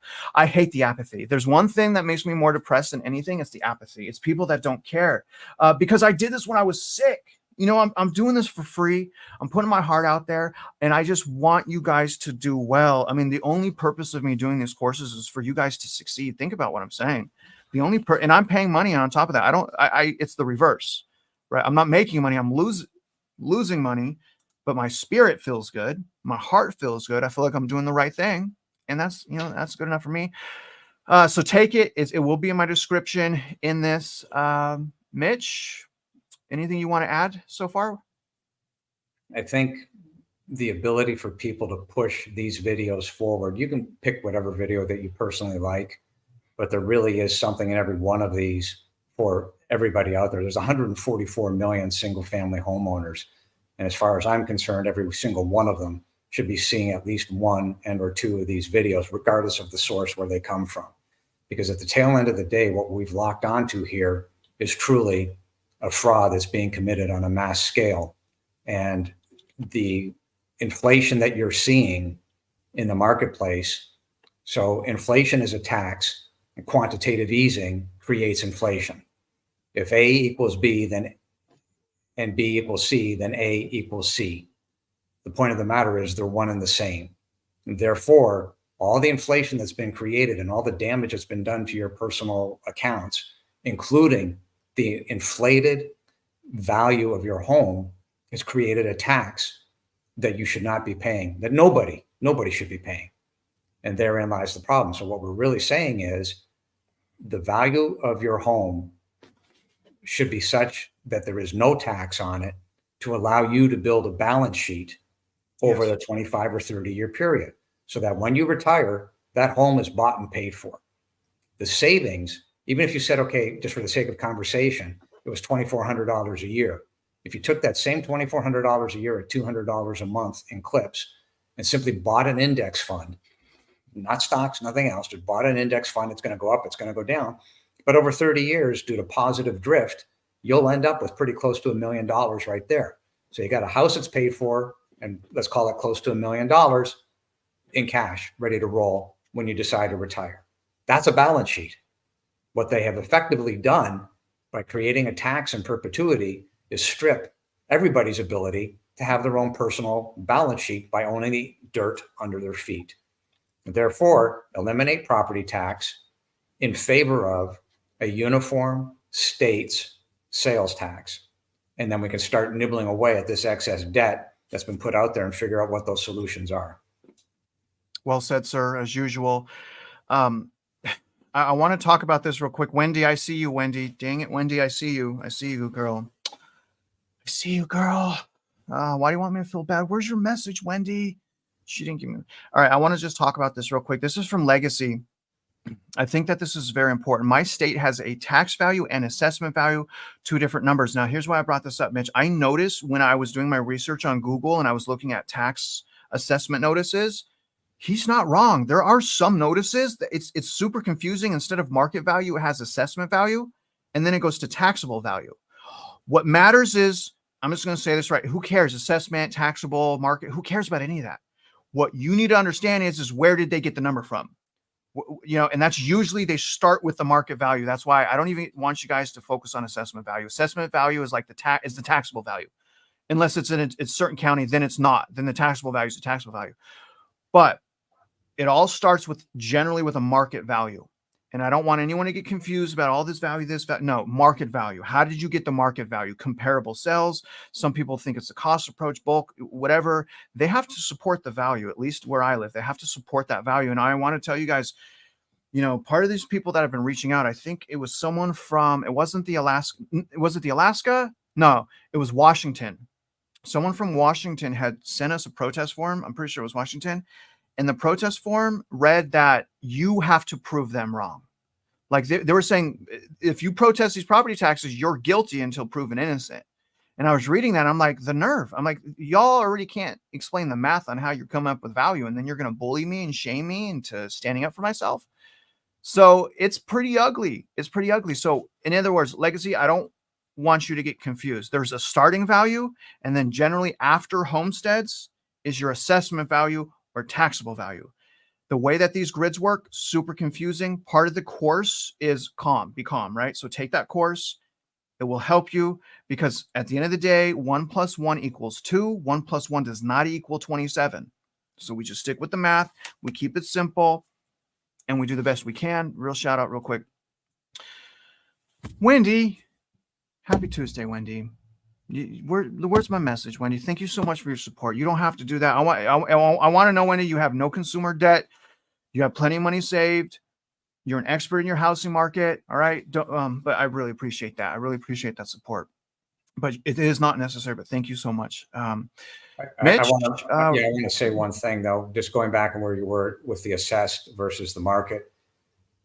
The reality is that there are different texts between the states. However, the reality also is that if you do not protest, regardless of what state you're in, listen, we've got somebody in New Zealand that's now on this. So this is not just US or Canada problem. Wherever USPAP exists, Uniform Standards of Professional Appraisal Practice, we got problems. So the reality is that if you do not protest, they, being the central appraisal districts or whatever it's called in your jurisdiction, will use that against you because they will literally say, well, you didn't protest and therefore you must have agreed to the value. And that is a horrible trap. But that also proves the fraud. That also proves real damn close to RICO. So the subversion that's going on here is not the subversion of the taxpayers against the government. It's actually the government subverting the government. When they choose to ignore their own documents, when these central appraisal districts literally ignore their state property tax code, they literally ignore their state constitution, they are in fact subverting the government. Two levels of the government subverting each other. And therein lies the problem. And that also proves the fraud. So that's a little ethereal, but that's the reality of what it is that we're looking at. You cannot and should not ever say, well, this is just too difficult. What Travis has done is break it down to the point where it's on a scale of 1 to 10, it's a 2, but it's got to be done, because if you don't, you will not have control of your future, and they will just keep nibbling and nibbling and nibbling. Well, it's innocuous. It's only $100,000 above market value, but it's not innocuous when that $100,000 turns into $2,000 of money that you shouldn't have to spend over and above the legitimate value. Never mind the idea that it shouldn't exist in the first place because it's destroyed your balance sheet. It's destroyed all of our balance sheets. If you don't own the asset under your feet, whether it's single family or commercial, this is a huge problem. They have stripped our ability to own the asset under our feet, taken that money and run it parabolic into the federal debt and run it parabolic into the school bonds and the municipal bonds, all of which is going to blow to shreds if we don't get in front of this. Oh, your voice is gone. Sorry, I've been talking a lot and muting myself as well. We're gonna let's wrap this up, Mitch. Real quick. I think this is important. Will they tax your house up the yin yang if it's a log house? And I want to answer that by asking a question. Okay, is it a property?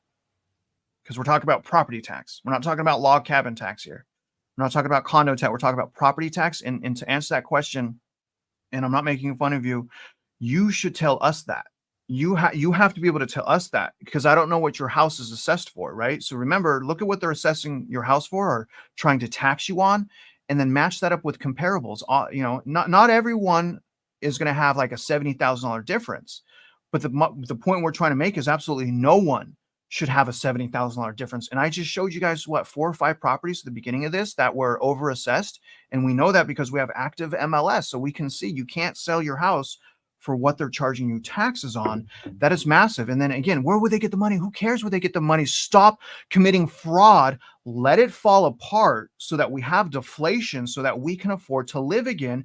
Restructure the system so you have accountability when it comes to spending our money as the taxpayer, and eliminate fraud. If you will do those things alone, eliminate the fraud, mortgage-backed securities, and the Fed, I doubt we even need property taxes to maintain. Maybe I'm wrong. Okay. But that's what it seems like to me. What do you think there, buddy?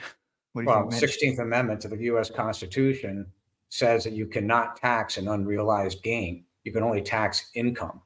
Well, market value is an unrealized gain. So, no, there should not be tax on real estate, period, end of paragraph, per the U.S. Constitution. Again, the subversion that's going on is one hand of the government versus the other hand of the government. Yeah, I mean, it just I hate hearing it. Because people are like, eliminate property taxes, though that's impossible, and then they dismiss the real problem. Stop the. Maybe you don't agree with the solution, but don't be so ignorant that you don't recognize the problem. We can differ on solution, but the problem is undisputedly there, proven with math in the first 10 minutes of this video. When you have 37% of the households, that's single family homeowners and multifamily tenants, when you have 37% that cannot afford the roof over their head and or will go bankrupt, that is enough in and of itself that if those people do not recognize that truth, that single statement, that there's a population out there that cannot afford the real estate taxes under any circumstance, they're making decisions whether to pay the property taxes or get medicine for their kids or put food on the table. You cannot turn a blind eye towards this. Well, they are, man. This is interesting.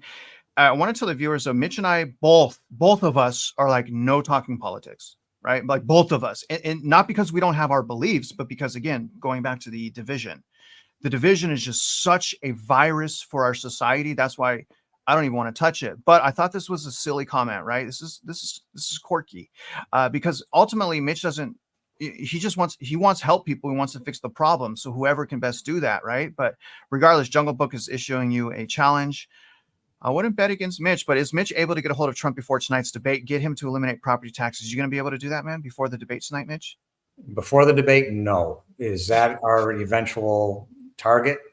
Yes, because for obvious reasons. And it was literally Chris Martenson on Peak Prosperity that raised that question. If I had the ability to wave a magic wand, what would I want? And I said, okay, Chris, because you asked, here it is. And I went down that road.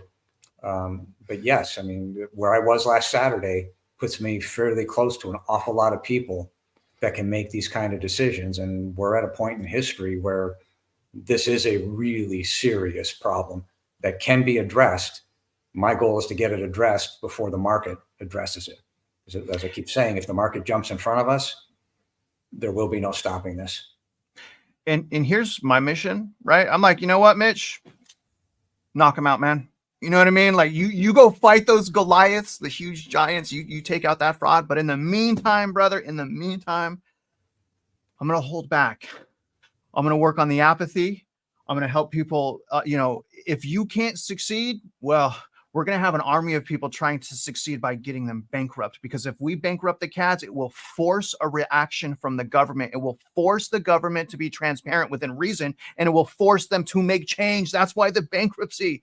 And so, again, I want to be able to lean on our people, but I can't lean on my mindset, Mitch, is you're not going to accomplish it, right? Like I got to go in with that mindset. My mindset is Mitch is going to fail. So this is the last chance we have to help people, right? That's what you want me to make a course like that. Well, that's exactly how you want me to make that course. So again, we're two sides. What were you going to say? Well, this comment that's there where both parties never push to eliminate.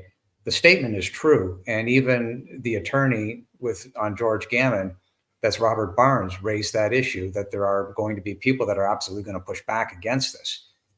And coincidentally, on Sunday, I put a memo out to the Texas Senate Finance Committee, who released a puff piece the day before. And I said, look, it's no big deal. Let's sit down. Let's have a hearing.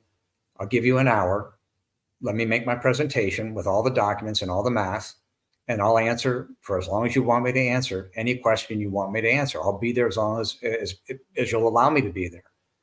That piece went out.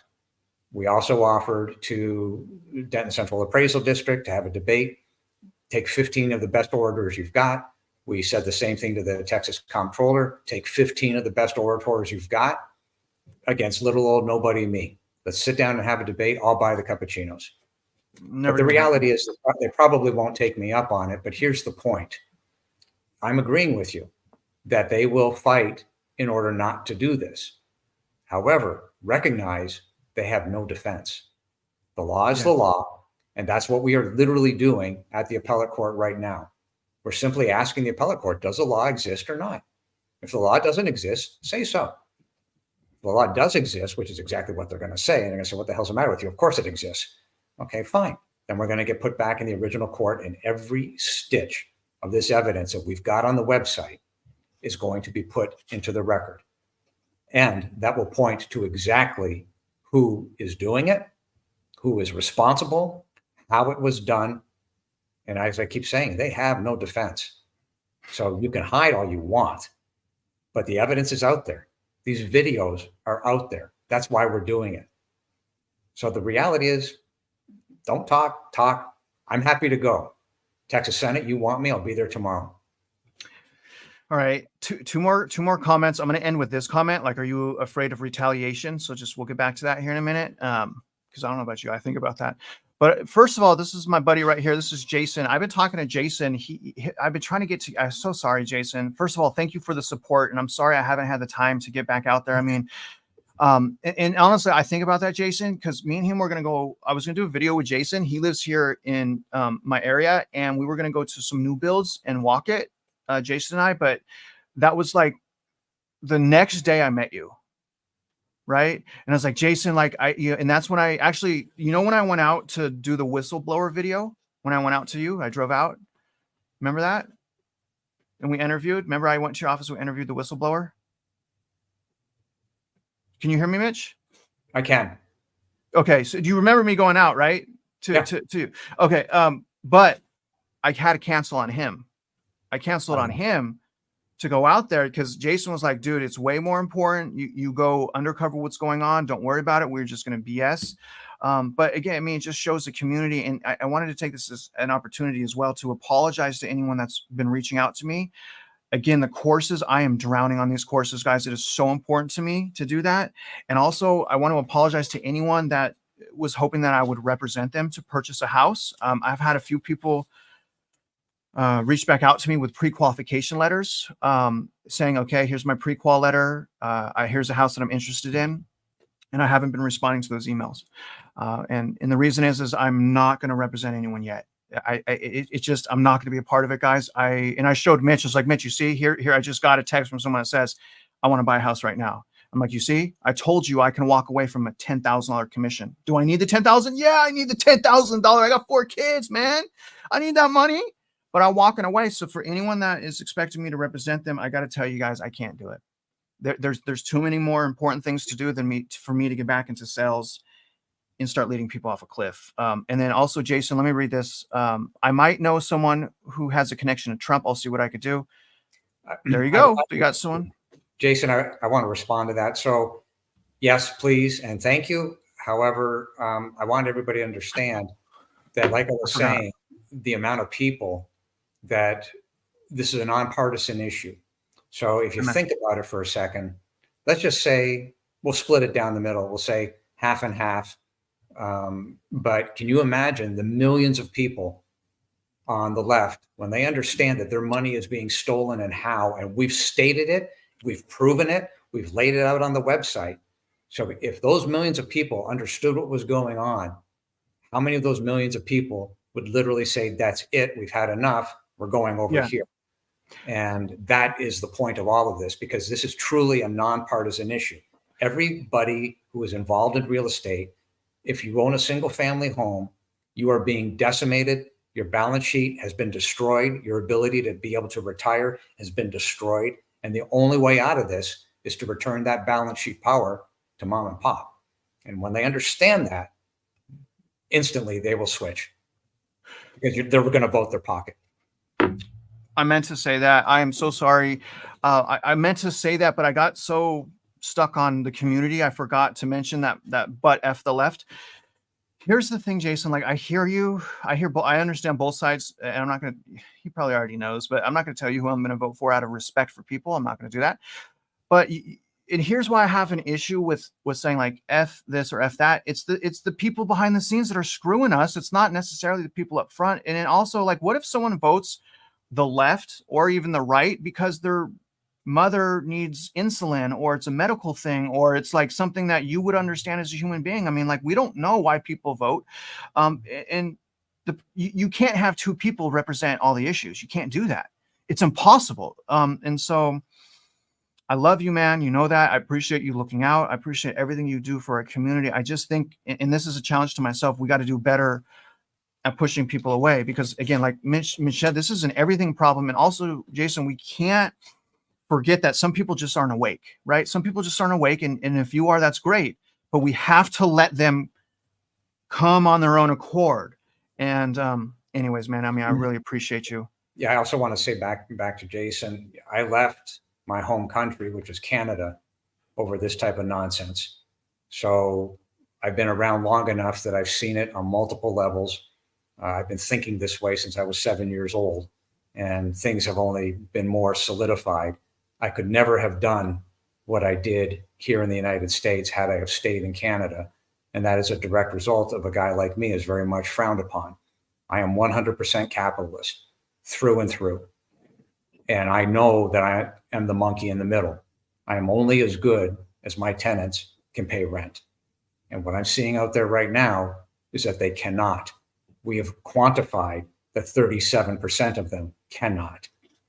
And therein lies the problem. So the more people that get on board and understand what's really going on, the faster we can move and the more power we gain by the hour.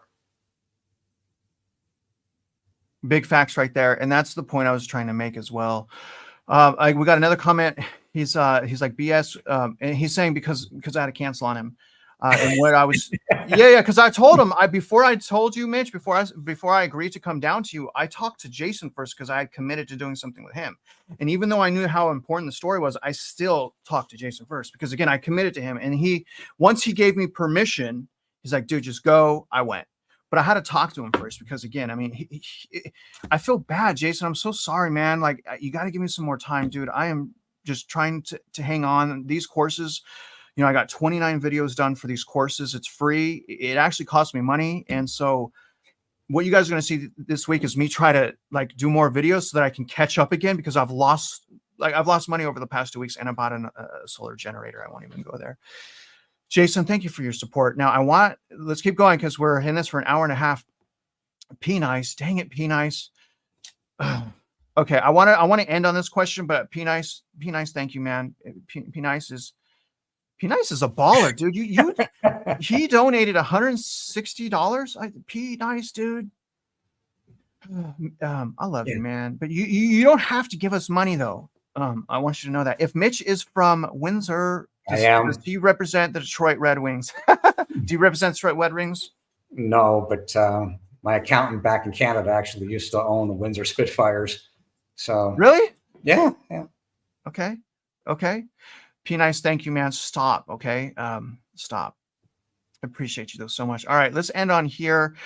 Before I do, I know about the insulin thing. I saw that. Before I do, I just wanted to say I appreciate each and every one of you. Let's read this, okay? Because I see a lot of comments that are like, yeah, keep Mitch protected. I was like, what about your boy?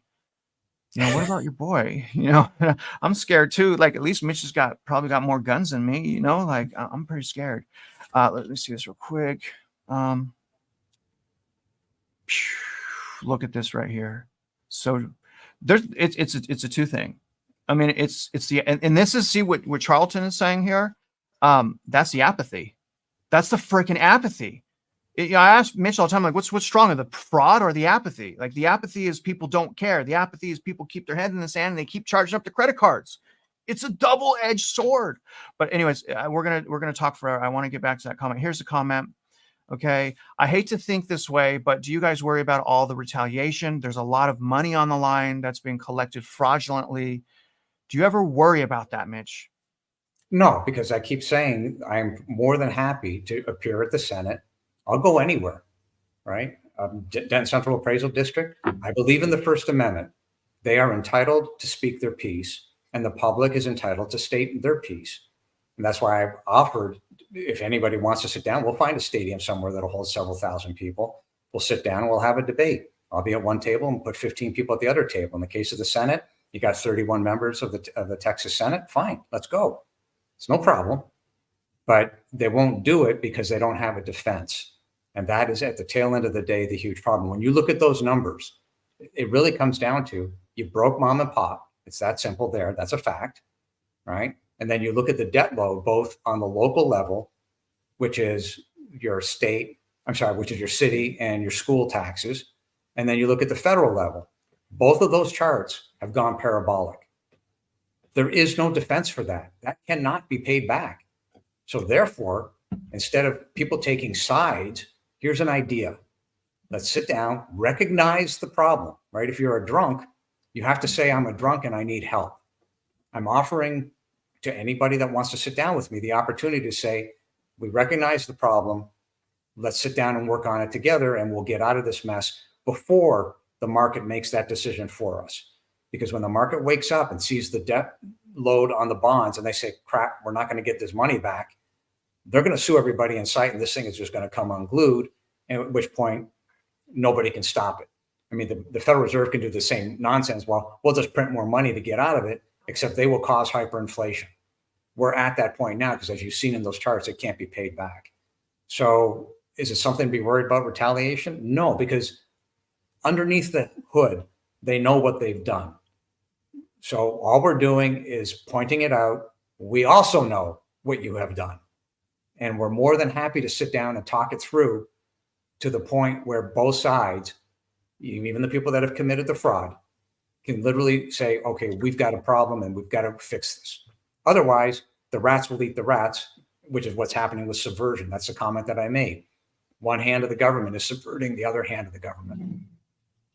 Yeah. Well, we'll go ahead and end this out. I'm going to be honest, man. Hell yeah. I think about that, and hell yeah, I'm scared about retaliation. I'm not like Mitch. I'm scared to death, man. I mean, it does scare me because I don't know who's listening to us, and if there's billions and trillions of dollars in fraud, then yeah, that freaking scares me. I mean, I have children. I mean, I think about this all the time, man. I mean, I try to bring guns everywhere I go, but if someone's gonna, if someone wants to get you, they're gonna get you. It's fact. Except, let me just end it there. But yeah, man, that scares us. But we're still doing it. We're still doing it, man. We're still doing it. And yeah, I am scared, but without fear. I mean, I guess there's no courage. It's the last thing. But yeah, I'm scared, man. I think fraud depends on apathy. Fraud depends on the ability to put people into a fear position, and it thrives on it. Doesn't matter. I mean, like I said, I've left one country over this. I've seen it really my entire life. So I don't even think about it, right? I know what's happening. And for whatever reason, over all these years, we've been able to accumulate all this evidence. And that evidence is now available for the public. I mean, we're saying, take it from our website, put it wherever you want. It's not going away. We've got you. The evidence is the evidence. It's not going to disappear. These videos, that's why we're doing the videos. It's not going to disappear. We just move forward with the idea of explaining this to everybody and saying, look, we've got to make immediate changes. We are at the tipping point. I don't know what that tipping point will be, but we're there. It could be China. I don't know. Couple things. And this is John saying, scared of knuckleheads. Like, yeah, that's exactly who I'm scared of, because they're not far from an animal. When people start turning into animals, you should be scared too. You should be scared too. Like if we were knocked off the grid and people started starving, how fast do they turn to animals? So yeah, I am scared of knuckleheads, especially the knuckleheads. But I also love I'm trying to love everyone too. So obviously I'm an emotional mess from time to time. Now I got one more super chat from Jason. Thank you, brother. When you get a break, I'll take you to the range. I have a bottom of handheld shoulder-mounted LED distribution protector device. You have my number. This guy's awesome, man. Yeah, I definitely want to do that. Actually, that would be bad to the bone right there. That would be bad to the bone, Jason. I'm trying, brother. Jason, here's the thing, man. I need to make money. I have 4 kids. And I've been telling Mitch this, man, I need to stack my money, but I put all of that on hold to again, let me just show you guys again. I can't reiterate this enough for this course. All right. So if you're watching this, once I hit end, I'm going to put this link on the description. If you guys are already in the home buying course, which is also free, holy smokes, that's free too. Then you don't have to re-enroll into the school. You could just enroll into the class, but take this class. Look at it, you guys. I even have pictures. What psychopath does these pictures as well for a free course? I feel like a psychopath, but seriously, guys, I'm not even joking. Like when you're done listening to this, click the link, take this course. Plenty of, look at all this. Look, plenty of examples. It's not even done yet. I'm just trying to give you in advance. And guess what? We have a little bit longer because, protest season hasn't even started yet. So anyways, I appreciate all of you guys. And other than that, Mitch, let's get him out of here. You guys look out for our video today. It's going to be on Europe. Holy smokes. I guess we can't talk about China because I got hacked. Like, what was that about? Like that, right? Like I still got to deal with that when I'm done here. Like, holy smokes. Like stop hacking my computer. If you're listening to me, it's super scary. I'm already scared. You know what I mean? I don't even see anyone when I'm scared. I'm a mess, man. Nice to see you, Dean, as well. Jason, appreciate you. Wendy, Mav. No, it's not. But, Terry, thank you for, your support, Terry. I'm going to get out of here, Mitch. All right. Again, thank you, man. We'll get you back here. Again, thank you for being a part of the community, but even more, man, thank you for giving us direction and purpose, because I've been wanting to help people for this whole time, man. And to have that clarity and the missing pieces of the puzzle and to see my capability to help move people forward into a better life. It's there. It's going to be hard. There's still a lot of bad things out there, but at least my mentality is the right mentality. Right? Help people, serve people, love people. Try not to let the other people upset you, right? Try not to. If you do, so be it, but try not to. And anyways, guys, happy freaking Tuesday. I can't believe it's only Tuesday. Oh my God, it's Tuesday. Jeez, Mitch. Anyways, guys, we're going to keep fighting. Check out the link to the video. Budget. Save your money, work on your purchasing power. Don't let people bully you. And also don't shame anyone. Love people, serve people. And if you're out there investing in real estate, you guys already know. See you, Nikki. I see you down there. We wish you luck and we hope. I see you down there, Richard. Thank you for your support. We hope you win.